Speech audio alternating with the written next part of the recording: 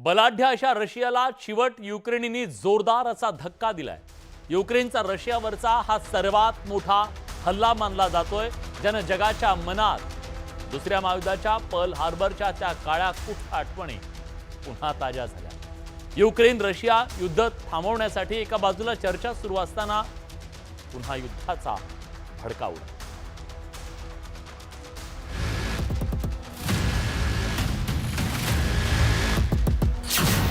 युक्रेनचा रशियावर सर्वात मोठा हल्ला।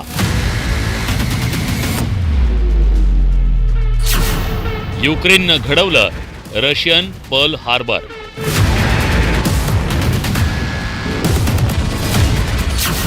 ऑपरेशन स्पायडर वेबनं रशियाला धक्का।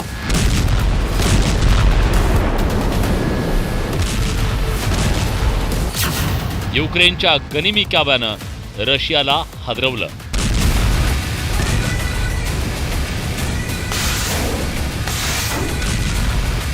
इतिहासातील आजवरच्या सगळ्यात मोठ्या सिक्रेट मिशननं बलाढ्य अशा रशियाला हादरवून टाकलंय। गेली 3 वर्ष रशिया आणि युक्रेन या दोन देशात घनघोर युद्ध पेटलंय। या युद्धातला आजवरचा सगळ्यात मोठा हल्ला करत युक्रेननं रशियात घुसून त्यांना घायाळ केलंय। ड्रोनद्वारे केलेल्या या हल्ल्यात रशियाची 40हून अधिक अत्याधुनिक लढाऊ विमानं उद्ध्वस्त केल्याचा दावा युक्रेनने केलाय। या हल्ल्यात सुमारे 17,000 कोटींचं नुकसान झाल्याचं सांगितलं जातं। या ड्रोन हल्ल्यात क्षेपणास्त्र घेऊन जाणारी बॉम्बर्स विमानं टार्गेट करण्यात आली। Tu-95, Tu-22 आणि Tu-160 यांचा यात समावेश आहे।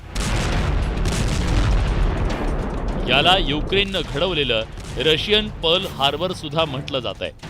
रशियन हवाई दलावर झालेला आतापर्यंतचा हा सगळ्यात आक्रमक हल्ला आहे। रशियासारख्या बलाढ्य देशाच्या हवाई सुरक्षा यंत्रणेला चकवा देत त्यांचे हवाई तळ उद्ध्वस्त करण्यात युक्रेनला यश कसं मिळालं, या प्रश्नानं जगाला भांडावून सोडलंय।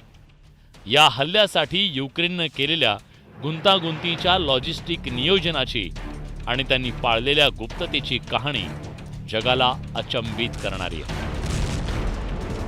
ऑपरेशन स्पायडर वेब म्हणजे इतिहासातलं आजवरचं सगळ्यात मोठं गुप्त ऑपरेशन ठरलं।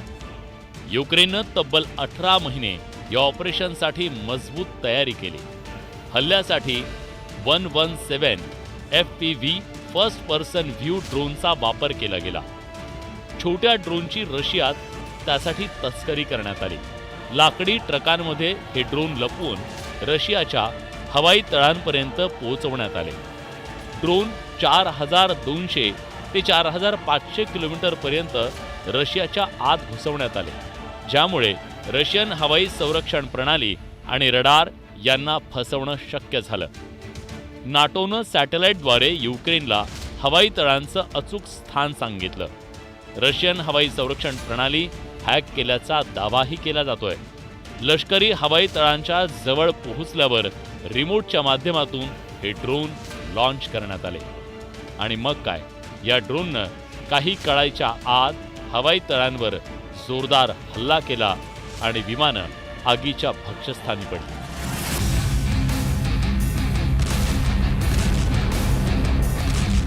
युक्रेनच्या या गनिमी काव्यानं रशिया हादरून गेलाय। रशियाच्या संरक्षण मंत्रालयानं देशातील 5 प्रांतातल्या लष्करी विमानतळांना लक्ष्य केल्याचं मान्य केलंय। इवानोव्हो, रियाझान, आमिर या प्रांतातील लष्करी हवाई तळावरचे सगळे हल्ले उधळून लावण्यात आल्याचा दावा संरक्षण मंत्रालयाने केलाय। ड्रोन उडवले आणि हल्ले केले आणि असं म्हणतायत, असं क्लेम होत आहे की जवळजवळ 40 ते 41 लांब पल्ल्याचे एअरक्राफ्ट जे रशियन यूज करत होते, मोस्टली बॉम्बर्स, त्यांना क्षती पोचली आहे, बरेच नेस्तनाबूत झाल्यात असं त्यांचं म्हणणं आहे। तर हे जे ड्रोन्सचं सर्वात मोठा डिसएडव्हान्टेज होता, त्याच्यावर मात करून युक्रेननी हे साधलं आहे, म्हणजे फारच इनोव्हेटिव्ह आयडिया आहे असं मला म्हणावं लागेल। युक्रेन बलाढ्य रशियाला कडवी झुंज देतोय। खरं तर रशियाला धक्का देण्याची ही काही त्यांची पहिली वेळ नाही। याआधीही युक्रेननं रशियावर घातक हल्ले केले. काळ्या समुद्रात रशियाची प्रमुख युद्धनौका मॉस्कोवाला बुडवलं गेलं. 2022 मध्ये कर्च पूल उद्ध्वस्त करण्यात आला.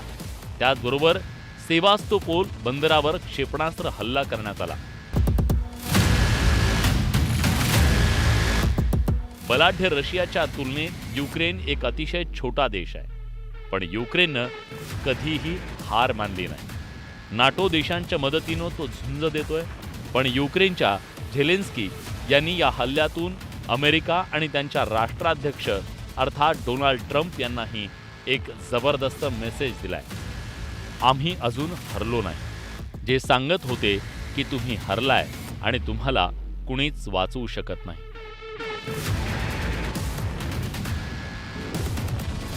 पण पुतिन हा ट्रम्पपेक्षा जास्त हुशार माणूस आहे असं माझं मत आहे. त्यांनी युक्रेनला संपूर्णपणे डिस्ट्रॉय करून आणि मग युद्धबंदी करण्याचं ठरवलेलं असणार. आणि शेवटी त्यांचे जे नवे त्यांनी हत्यार काढलेले आहेत, आपले हत्यारं केलेले आहेत, ते टेस्ट केल्याशिवाय तो युद्ध थांबवणार नाही. त्यांचे जवळपास सगळेच हत्यारं टेस्ट झालेले आहेत युक्रेनमध्ये. फक्त एक हायपरसॉनिक मिसाईल टेस्ट व्हायचं बाकी आहे. ते जर झालं तर त्याच्यानंतर लगेच युद्ध थांबेल. पण ते करेल की नाही हे झेलेन्स्कीवर अवलंबून आहे. हा हल्ला रशियाच्या अंतर्गत हवाई संरक्षण यंत्रणेला एक प्रकारचं आव्हान आहे. कारण युक्रेनी ड्रोन्स 4,500 किलोमीटरपर्यंत रशियाच्या सायबेरियापर्यंत पोहोचले. हल्ल्याचा सगळ्यात आश्चर्यजनक भाग म्हणजे युक्रेनच्या ऑपरेशनचं मुख्यालय रशियाच्या FSB मुख्यालयाच्या शेजारी होतं. ज्यामुळे रशियाच्या गुप्तचर यंत्रणेला हा एक मोठा धक्का मानला जातो. तर दुसरीकडे युक्रेननं गनिमी काव्याच्या माध्यमातून केलेल्या या हल्ल्यानं इस्तंबूल इथं रशिया युक्रेन शांतता चर्चेच्या दुसऱ्या फेरीच्या एक दिवस आधीच रशियावर दबाव वाढवल्याचं दिसून येत आहे. विलास बडे, न्यूज 18 लोकमत.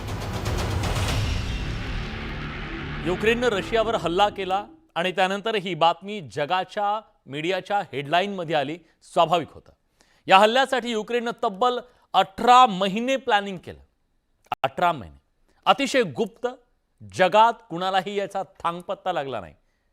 बलाढ्य रशियाला चकवा देणं इतकं सोपं नव्हतं.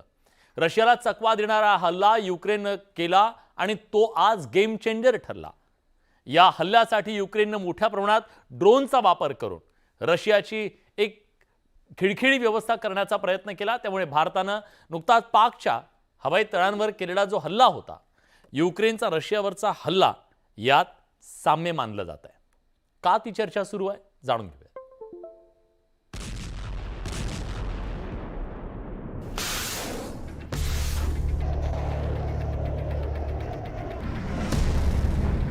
एक जून 2025 ही तारीख रशिया आणि युक्रेनमधल्या युद्धाला नवीन वळण देणारी ठरली आहे. युक्रेननं ऑपरेशन स्पायडर वेब राबवत रशियावर आजवरचा सर्वात मोठा हवाई हल्ला केलाय. या हल्ल्यामध्ये रशियाच्या अत्याधुनिक हवाई साधनसामग्रीचं अतोनात नुकसान झाल्याचा दावा केला जातोय. तर रशियाची बहुचर्चित एअर डिफेन्स सिस्टीम सुद्धा हे हल्ले रोखण्यात अपयशी ठरली.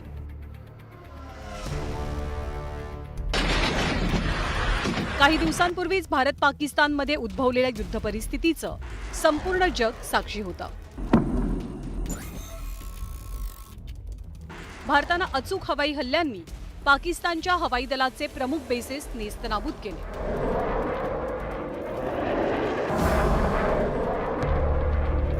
तर 1 जूनला युक्रेननंही रशियावरती टार्गेटेड अटॅक केला.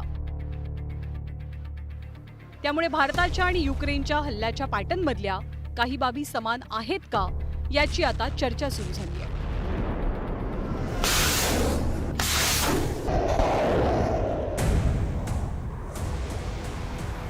भारत असो किंवा युक्रेन, दोघांनी आपल्या शत्रू राष्ट्राच्या हवाई ताकदीवरतीच घाव घातला. युक्रेनच्या हल्ल्यात रशियाच्या 41 बॉम्बर विमानं आणि क्षेपणास्त्र वाहून नेणाऱ्या वाहनांचं नुकसान झालंय. भारत पाकिस्तानप्रमाणेच युक्रेन रशियाच्या युद्धात मोठ्या प्रमाणात ड्रोन्सचाही वापर पाहायला मिळाला. त्यामुळे आत्ताच्या काळात वॉरफेअरची व्याख्या पूर्णपणे बदलल्याचं चित्र आहे.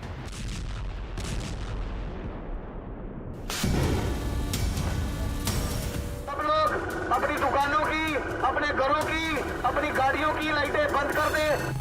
भारतानं नुकतंच पाकिस्तान विरोधात राबवलेलं ऑपरेशन सिंदूर आणि युक्रेननं रशियावरती केलेला हल्ला यात काही पातळ्यांवरती समानता दिसते. दोनही देशांनी आधुनिक तंत्रज्ञानाचा वापर केला. युक्रेननं AI आधारित ड्रोन्सचा वापर करून शत्रूच्या हालचालींवरती नजर ठेवली आणि अचूक लक्ष्यभेद केला. तर भारतानं प्रिसिजन गायडेड वेपन्सचा वापर करून दहशतवादी तळ नेस्तनाबूत केले. तर दोनही देशांनी एक प्रकारे टार्गेटेड आणि अधिकाधिक नुकसान करणारे हल्ले केले. मर्यादित पण अचूक कारवाई. दोन्ही देशांनी आपल्या ऑपरेशन्समधनं मर्यादित पण अचूक कारवाईवरती भर दिला. युक्रेननं रशियन सैन्याच्या रसद केंद्रांना आणि कमांड सेंटर्सला लक्ष्य केलं, तर भारतानं केवळ दहशतवादी तळांवर आणि पाकिस्तानच्या एअरबेसेसवर हल्ले चढवले. स्वदेशी संरक्षणावर भर. युक्रेननं 2014 सालापासून हायब्रिड संरक्षण मॉडेल स्वीकारलंय, ज्यामुळे युक्रेनला ड्रोन युद्धात आणि रिअल टाईममध्ये लक्ष्यभेद करण्यात एक ॲडव्हान्टेज मिळतो. तर ऑपरेशन सिंदूरमध्ये भारताच्या आकाशसारख्या स्वदेशी तंत्रज्ञानानं जी किमया दाखवली त्याची वाहवा जगभरात झाली. शत्रूच्या मनोबलावर घाव. दोनही ऑपरेशन्सनं शत्रूच्या मनोबलावरती आघात केलाय. युक्रेनच्या ड्रोन्सनं रशियावरचा दबाव वाढवलाय, तर भारतानं पाकिस्तानला त्यांच्याच घरात असुरक्षिततेची भावना दिली. ज्या पद्धतीने रशियाला देखील कल्पना नव्हती की झेलेन्स्की इतक्या प्रचंड ताकदीने रशियामध्ये 4000 किलोमीटर आतमध्ये घुसून रशियाचे जे महत्वाचे एअर बेसेस आहे ते उद्ध्वस्त करू शकेल, रशियाचे फायटर प्लेन्स उद्ध्वस्त करू शकेल. तशाच पद्धतीने पाकिस्तानला अशा प्रकारची अजिबात अपेक्षा नव्हती की भारत इतका आतमध्ये जाईल आणि पाकिस्तानच्या महत्वाच्या शहरांवरती भारताकडनं अटॅक होऊ शकतो, त्यांचे एअर बेसेस उद्ध्वस्त होऊ शकतात. त्यामुळे दोघांमध्ये जो सरप्राईजचा एलिमेंट आहे तो कॉमन आहे असं आपल्याला म्हणावं लागेल.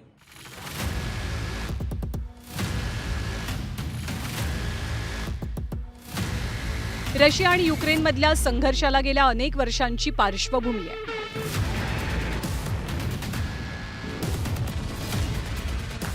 जागतिक पातळीवर अनेकदा प्रयत्न होऊन सुद्धा दोघांपैकी एकही देश सध्या माघारी हटायला तयार नाही. या युद्धाचं भवितव्य अनिश्चित असताना युक्रेनच्या हल्ल्यामुळे या युद्धाचं पारडं पालटण्याची शक्यता सुद्धा आता निर्माण झाली आहे. Bureau report, news 18 Lokmat.